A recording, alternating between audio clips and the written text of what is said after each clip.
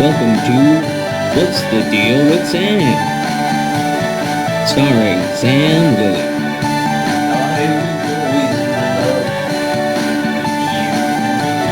Join Sam as he discusses a wide variety of topics.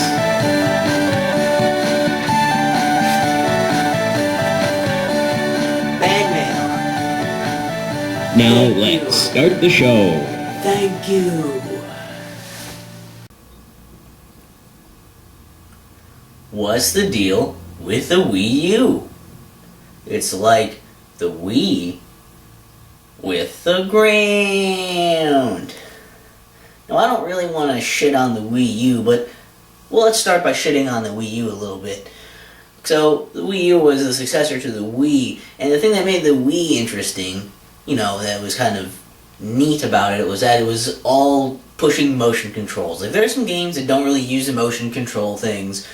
There are some games you can use more standard controllers. There's the Virtual Console you can go on to get old games. Usually using more normal control style for those.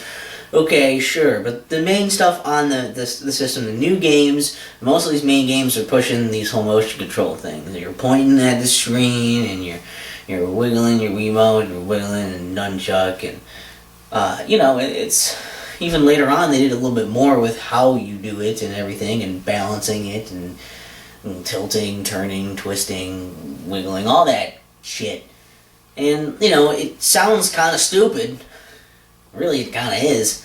But I actually thought they used that pretty well in some games. I mean, there are some games they didn't know what the fuck they were doing, and they decided, hey, let's just throw this gimmick in there because it's on the Wii, and people will just eat that shit up because they like pointing and wiggling.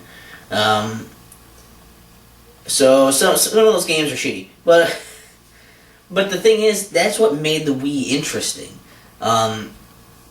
Is that it was new, and a lot of people really liked it because they could come together on it. Like people who from all ages, all degrees of gamers, people who had been playing games all the time, or people who never really played games, could all get into it because everyone was starting at square one. Everyone was excited about something new, and they had to all kind of learn how to play these games with this new control style. They had to learn together, and that's what made it much more accessible to a bunch of people. And a lot of people who wouldn't normally get games ended up getting games, and it was cool. And I thought it was a pretty good idea. It was very smart because the Wii wasn't that powerful or anything, and it had something unique going for it that was going to make it stand out from the competition. So that was probably a pretty good decision, and I would stand by that. Whereas the Wii U then kind of takes a step back from that, and they say, okay, well, people, even though the Wii sold a shit zillion amounts of, systems, for the Wii U, they're like, well, okay, we're going to take a step back from that. Or I guess really the Wii was, I guess you might call it a step sideways in doing something different rather than trying to push necessarily ahead.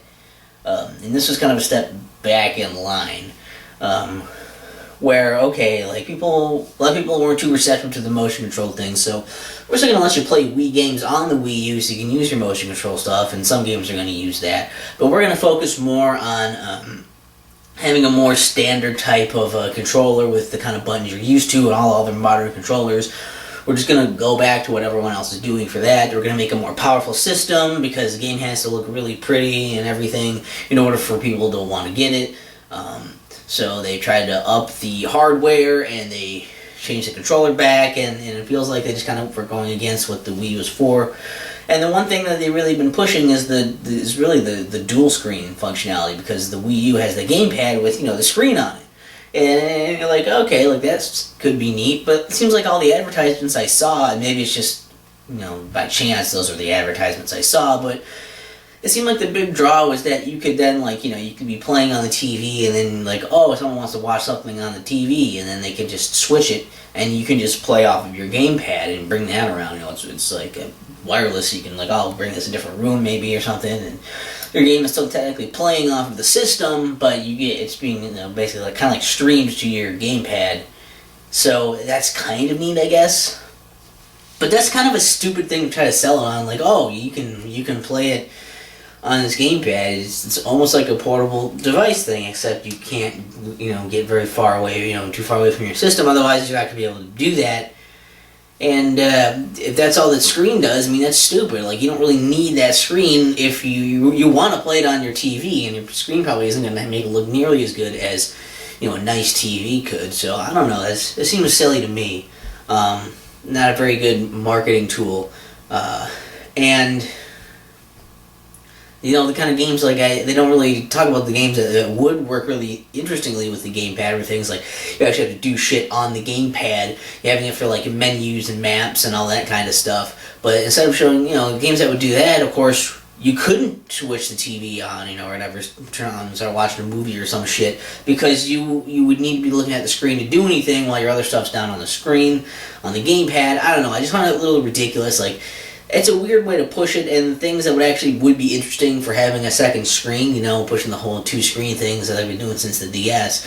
But having that kind of thing, it seems like it would open it up for having, 3DS kind of games being on there as well, and utilizing them in the same fashion. I don't know, I guess I just... I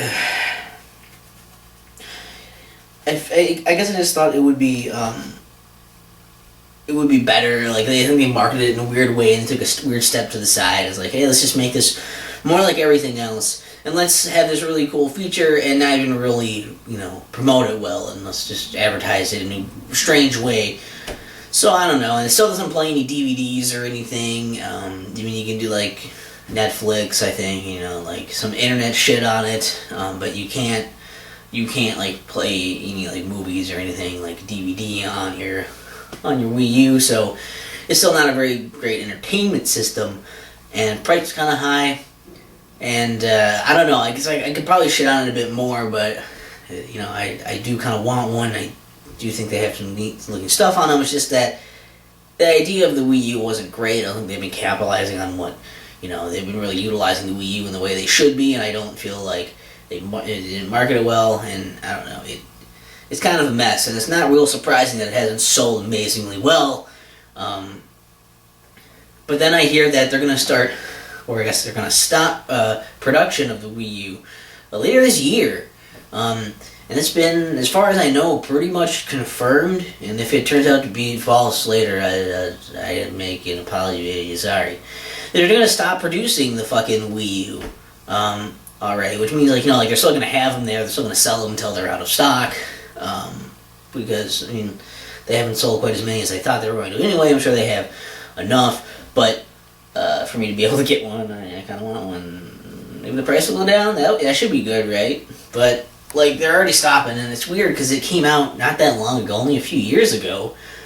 And usually they run a little bit longer than this, and even so, like, they usually just have production of them, and they keep making them, and I guess I figured they would be making a different version of the Wii U because, I mean, I heard they were going to put GameCube games. I don't know if they have GameCube games on that virtual console or not, which is another thing. The virtual console is kind of weird what it will and won't have, but virtual console on there, it's like they do have Wii games available on it, which is strange because you can play Wii games in it, so why would you need that unless it's hard to find some of those Wii games, maybe. I just thought that was kind of being like a setup like they did with the Wii, where like later on in the Wii's lifetime, it was like, oh, like the newest version of the Wii, I think there was like a mini and maybe like a family version or some shit. But they had versions where like they didn't have the GameCube backwards compatibility anymore, so I figured they're going to do another version of the Wii U that was cheaper and didn't have Wii backwards compatibility. But if they're just going to flat out stop production, I can't imagine they're going to do that. So, I don't know, it just seems weird. It feels like they're shutting it down kind of early. And, so if we're talking about all this shit, there's always been, there's been talks about the new system, and maybe I'll talk more about that once it's, actually out, or there's more news about it to talk about. But the new system they're working on is called the NX at this point. And the rumors, the whole thing is that people are saying that they're probably going to put out the NX sooner than we thought.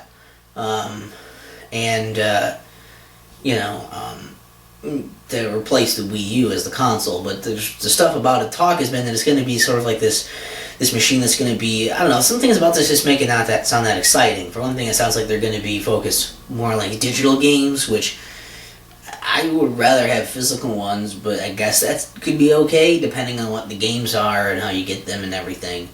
But it seems weird that they want to try to focus more on the digital games. But there's also been the talks of it being a hybrid console, a hybrid between a home console and a handheld, which I assume is going to have some kind of gamepad-esque controller or something that you can bring around and have games on that, which I guess it would make sense to have games downloaded onto that.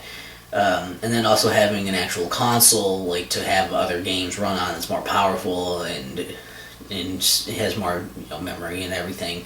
So I don't know how that's necessarily even going to work, but that's kind of the idea that has been floating around. That's going to be like that, like a hybrid between those two in some way, anyways.